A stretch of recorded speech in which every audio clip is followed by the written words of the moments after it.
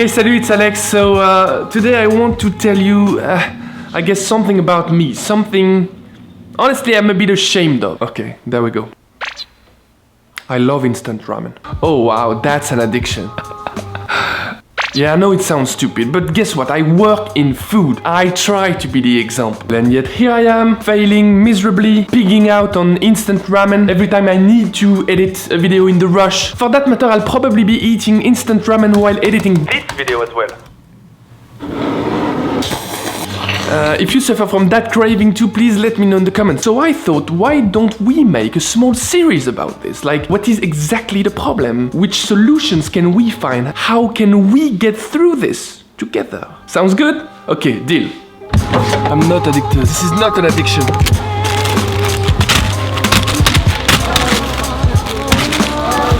People see being obsessive, I see being thorough. That's it. So you know what? Let's just, unbox, because YouTube, of course, a packet of instant ramen. So it usually contains a packet of seasoning powder, some flavoring oil, it's optional, and then of course a solid block of dried, pre-cooked noodles. And that's basically it. I mean, this right here is my addiction. Well, I know what you're thinking. You're thinking, it's not a big deal. Alex probably lost it, not impressive at all.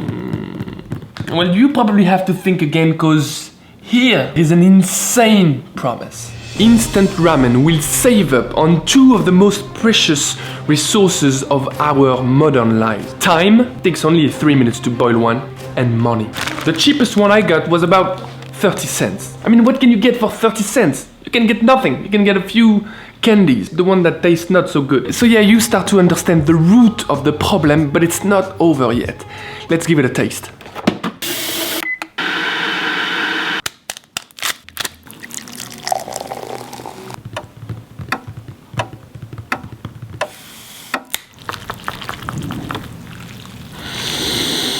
Wow.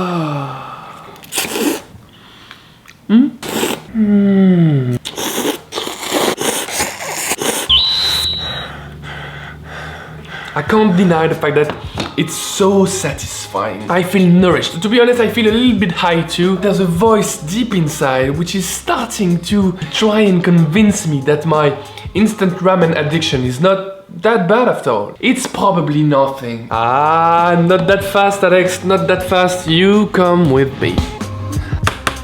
There are three main reasons why that soup is so satisfying, and those same three reasons are the very reasons why this is bad for us. First one is salt.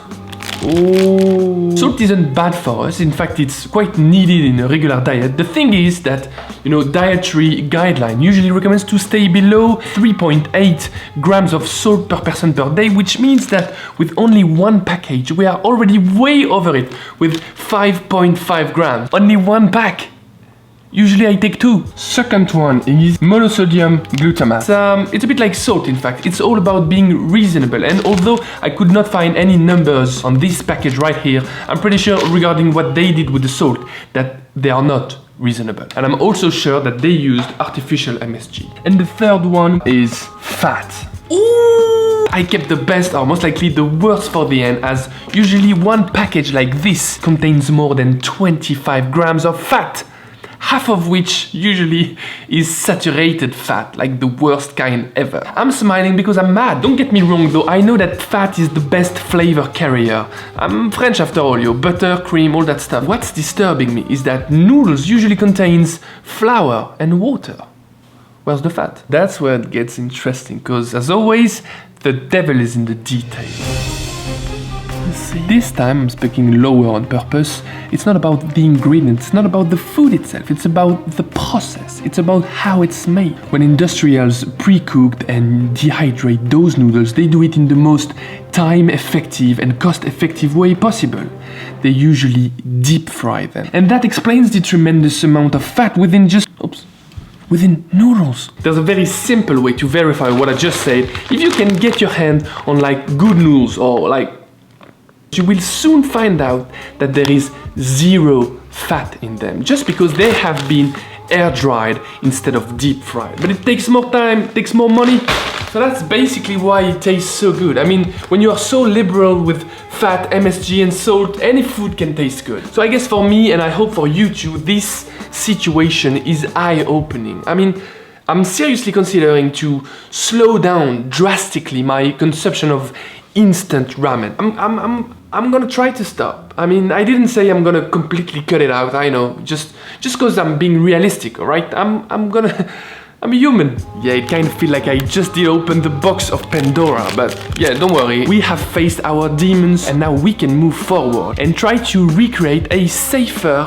version of that instant ramen while, you know, getting rid of the bad stuff, of course, but keeping the good stuff like tasty, cheap, quick. Next episode is gonna be all about homemade pre-cooked and dried ramen noodles. There's a bit of science, there are some challenges, of course, but it's gonna be good fun. A big thank you goes to all my patrons out there for supporting my work financially and making this whole incredible journey possible. Last, people, click subscribe because I make new videos every week, and if it's always about the food, you know that it's about being more aware. In the meantime, take care, bye bye, salut.